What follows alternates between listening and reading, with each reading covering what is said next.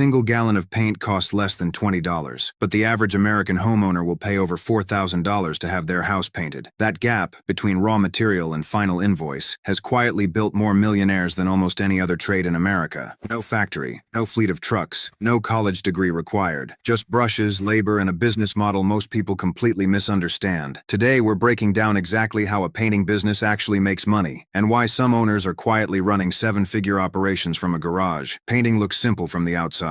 Buy paint, apply paint, get paid. But underneath that simplicity is a surprisingly sophisticated business. In this video, we'll break down three things. First, how painting companies actually generate revenue, and it's not just per house. Second, the real costs that eat into that revenue before an owner ever sees a profit. And third, how a handful of painting entrepreneurs have scaled a one-man ladder and bucket operation into a business worth millions. By the end, you'll understand why this boring trade is one of the most underrated ways to build wealth in America. Most people assume a painting business only makes money one way, painting houses. That's true, but it's only the entry point. The real business is built on three separate revenue channels, each with different margins and different risks. The first channel is residential exterior and interior painting. This is the bread and butter of most companies. A typical exterior repaint on a mid-sized American home runs somewhere between $3,000 and $8,000, depending on square footage, prep work, and region. Interior jobs tend to run smaller, often $800 to $3,000 per project, but they close faster and require less scheduling around weather. The second channel is commercial contracting, painting offices, apartment complexes, retail strips, and warehouses. These jobs are less glamorous, but they're where serious money lives. A single apartment complex repaint can be worth $50,000 to $200,000. Commercial property managers don't shop around every year. They sign multi-year maintenance contracts. That means recurring revenue, which is the holy grail for any small business owner.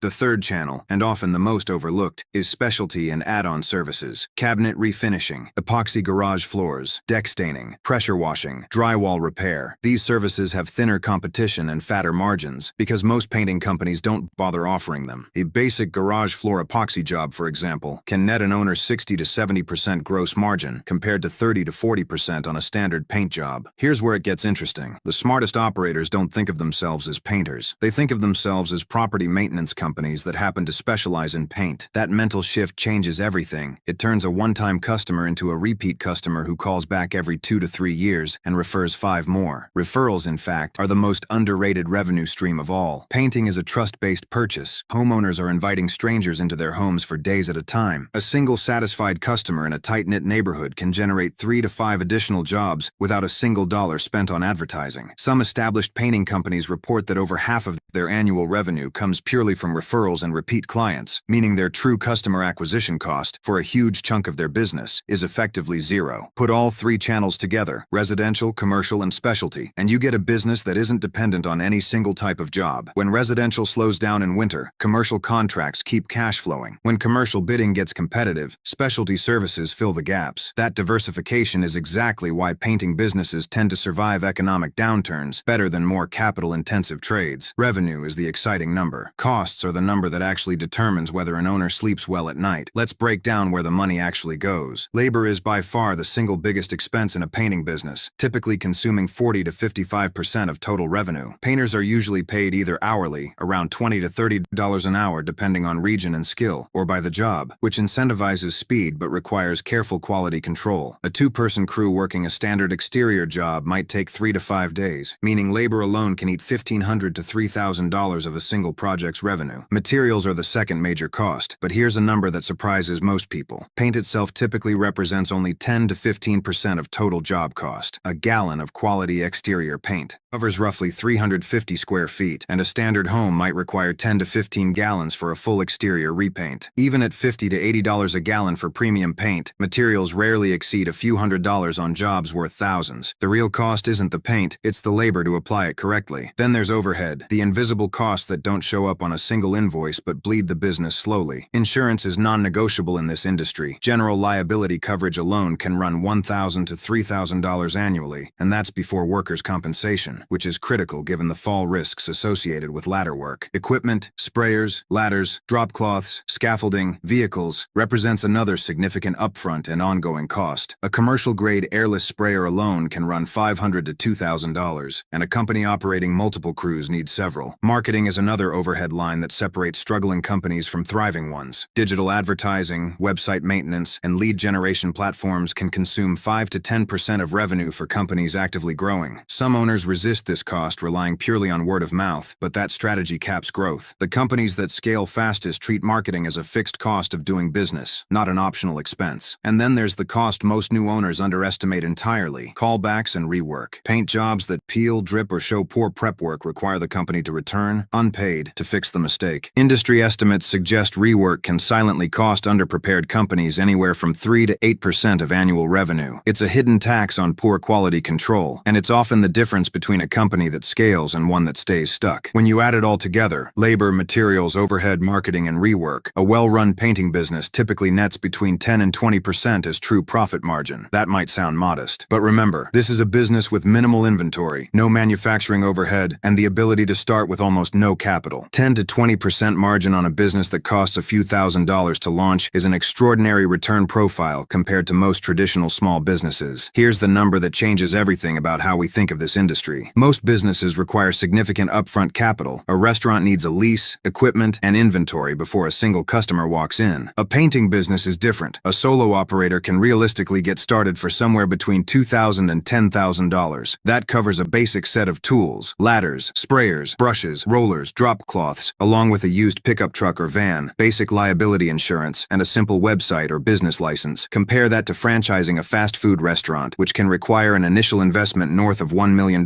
before opening day. That's the appeal, and also the trap. Because the barrier to entry is so low, competition is fierce. Anyone with a truck and a ladder can call themselves a painting company overnight. This keeps prices competitive in the low end of the market and forces serious operators to differentiate through quality, licensing, insurance, and branding. For those who want to skip years of trial and error, franchising is a real option. Painting franchises typically require an initial investment ranging from $50,000 to over $150,000, covering training, territory rights, branded vehicles, and marketing systems. In exchange, franchisees get a proven playbook, established supplier relationships, and critically, a system for generating leads from day one, which is often the hardest part of starting independently. The middle path, and the one most successful owners actually take, is starting solo, reinvesting profits into a second crew, then a third, and gradually transitioning from painter to business operator. This path requires almost no outside capital, but it demands years of sweat equity before the business runs without the owner physically holding a brush. There's also a licensing consideration that varies significantly by state. Some states require contractor licensing exams and bonding before a company can legally operate above a certain project value, often around $500 to $1,000 per job. Other states have virtually no licensing requirements at all. This regulatory patchwork means the real barrier to entry isn't capital, it's knowledge. Understanding local regulations, insurance requirements, and pricing psychology matters more than the size of a starting bank account. Every business has risk, but painting has a specific set of challenges that separate the operators who last from the ones who quietly disappear within 2 years. The first and most literal risk is physical. Painting involves working at heights, handling chemicals, and operating equipment for hours at a time. Fall-related injuries remain one of the leading causes of workplace injury in the construction and trade sector. This is precisely why workers' compensation insurance isn't optional. A single serious injury without proper coverage can financially destroy a small operation. The second risk is seasonality. In most of the country, exterior painting is a warm weather business. Rain, freezing temperatures, and high humidity can shut down outdoor work entirely for months at a time. A company that only does residential exteriors might see revenue swing 60 to 70% between peak summer months and the depths of winter. This is exactly why the smartest operators diversify into interior work, commercial contracts, and indoor specialty services to smooth out that seasonal cash flow cliff. The third risk is labor dependency. Skilled painters, especially those capable of detail work, cabinet refinishing, or faux finishes, are difficult to find and even harder to retain. Turnover in the trades industry runs high. Every departing employee represents lost training investment and potential quality inconsistency consistency. With new hires, some owners describe their biggest business risk not as competition or weather, but simply finding people who show up and do good work. The fourth risk is reputational fragility. Because painting is such a visible, permanent feeling service, mistakes are impossible to hide. A poorly executed job doesn't just cost the rework expense we discussed earlier. It can generate a negative online review that deters dozens of future customers in an industry.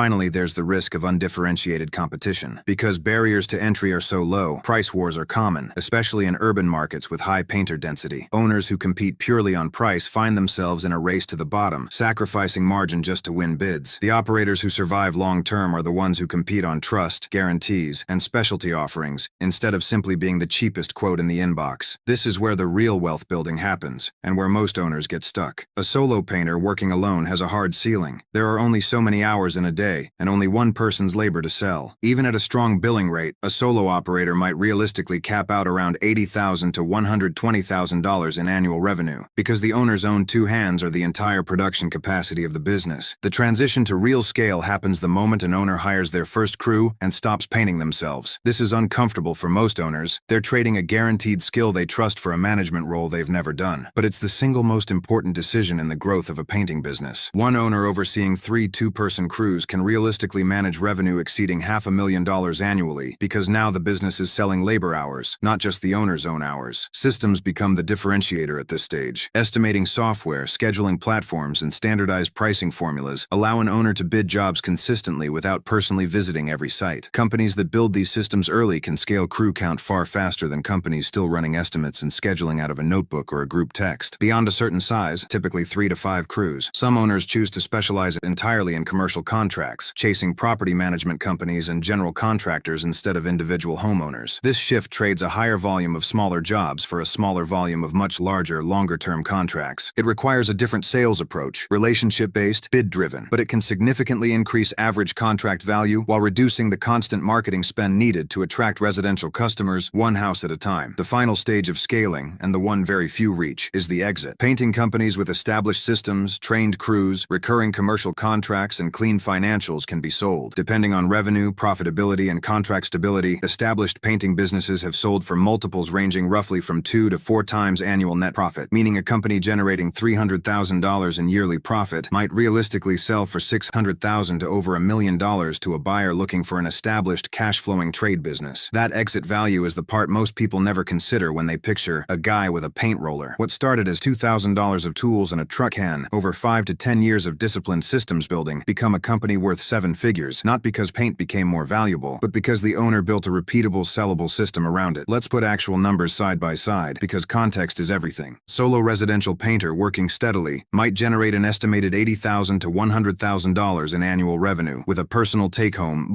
after materials, insurance, and basic overhead, of roughly $45,000 to $65,000. That's a respectable income, comparable to many entry-level white-collar salaries, but earned without a college degree and without significant startup debt. A small company running 2 to 3 crews might generate an estimated $400,000 to $700,000 in annual revenue. After the full cost structure we outlined earlier, labor around 45%, materials around 12%, overhead around 20%, and marketing around 8%. Owner profit might land somewhere between $60,000 and $140,000 annually. On top of a salary, the owner may also pay themselves for management duties. An established regional company running 5 or more crews, mixing residential and commercial work, can realistically generate estimated revenue exceeding $1.5 million annually. At that scale, with tighter operational efficiency and established commercial contracts, net margins can improve toward the 15 to 20% range, translating to estimated owner profit of $200,000 to $300,000 or more per year. All from a business that, again, started with a fraction of the capital required by most other industries. Compare that growth curve to a franchise fast food restaurant, which might require over $1 million up front and years to break even, or a small manufacturing business, which often requires hundreds of thousands in equipment before producing a single unit. Painting's return on investment curve is unusually favorable precisely because the initial capital requirement is so low relative to the revenue ceiling. It's worth noting the U.S. painting and wall-covering contractor industry as a whole generates tens of billions of dollars in annual revenue, spread across an estimated 100,000 or more small businesses and solo operators nationwide. This is not a niche industry. It's a massive, fragmented market where no single player dominates, which is exactly the kind of environment where a disciplined local operator can capture meaningful market share. So what's the real lesson here beyond paint, ladders, and property values? The businesses that build real wealth aren't always the flashy ones. They're often the ones hiding in plain sight, unglamorous, overlooked, and dismissed by people chasing the next big tech idea. A painting business proves a simple principle. Low capital requirements plus high demand, recurring need plus disciplined systems equals a genuine path to financial independence. No venture funding, no product market fit gamble, no permission required from anyone. The owners who win aren't necessarily the best painters. They're the best operators, the ones who treat every job like a data point, every customer like a referral engine, and every dollar of overhead like it needs to justify its existence. That mindset, turning a simple trade into a structured, scalable system, is the real economics lesson behind almost every boring business that quietly builds generational wealth. A painting business turns $20 cans of paint into $1,000 invoices, and for the right operator into a seven-figure company. If this breakdown changed how you see the businesses around you, subscribe, because next time, we're breaking down an industry even more overlooked than this one. See you in the next one.